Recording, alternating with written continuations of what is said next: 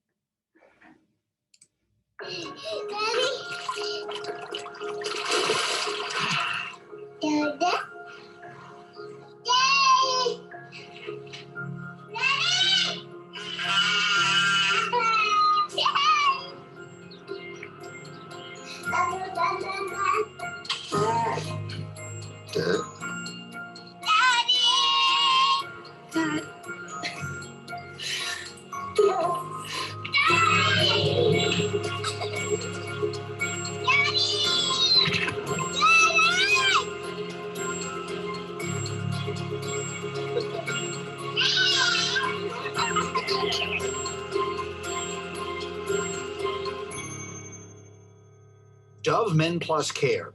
Care makes a man stronger. Share how care makes you stronger with hashtag Real Strength.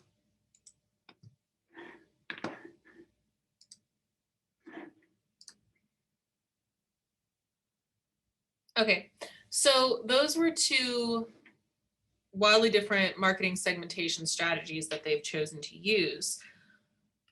So again, target audience is going to change depending on what the campaign is that you're running. For example, if you were to look at the Dove Men's Care campaign, they are clearly targeting men of a certain age who are in a certain status in life, who have different ideas, values, and things like that. So what we call those are demographic and psychographic segmentations.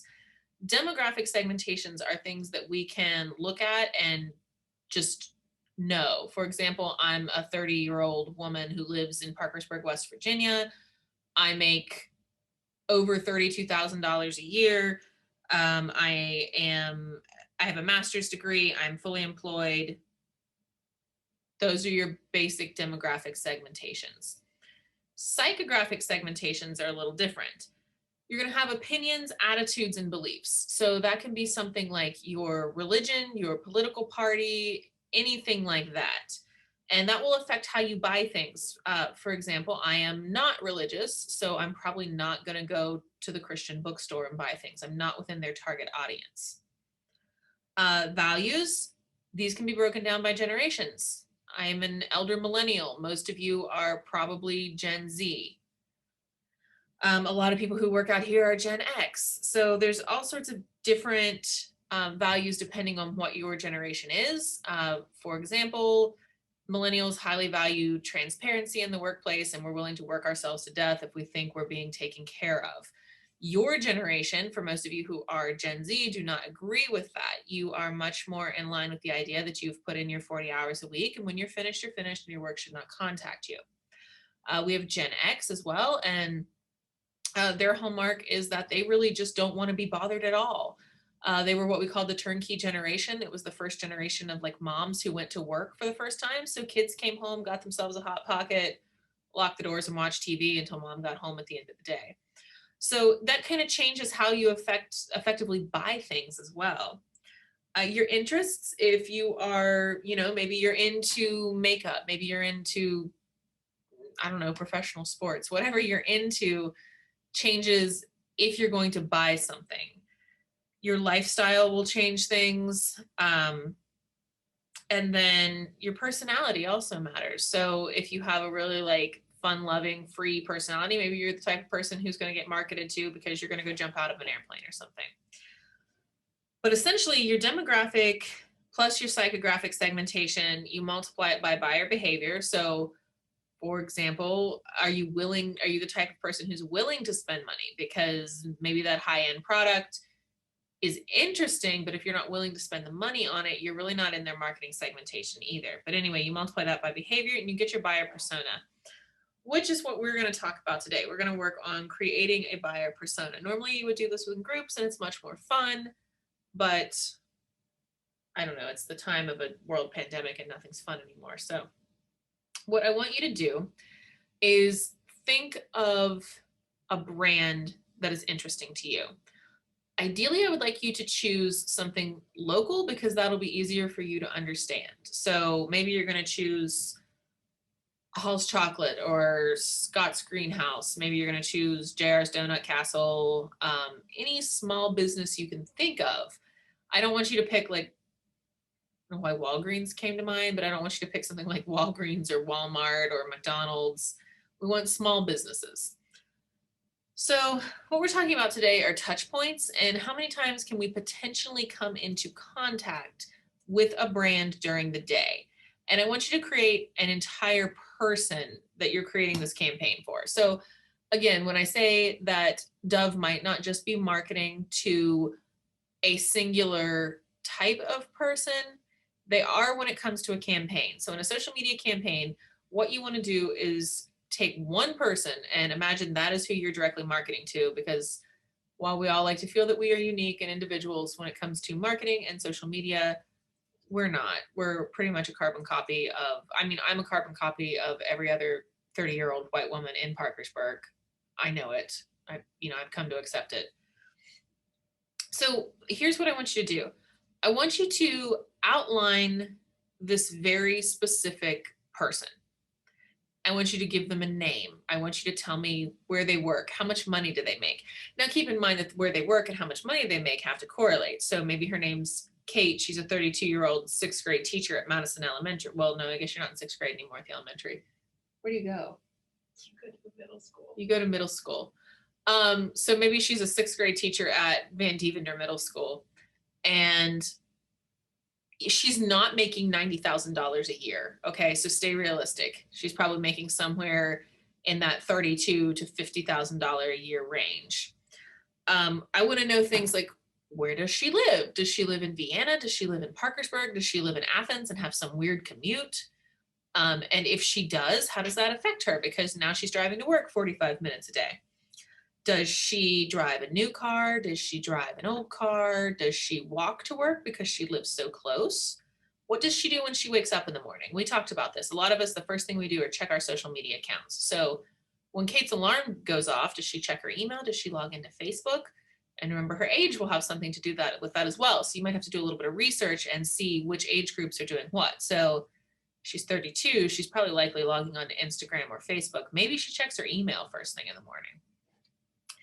And, you know, once she goes to work, where is she having contact with your brand? So maybe she wakes up first thing in the morning and she opens her email, and the first thing she sees is an email from Hall's Chocolates, and it's strawberry season, the like chocolate dipped strawberries that everyone goes wild for. So she sees those, okay?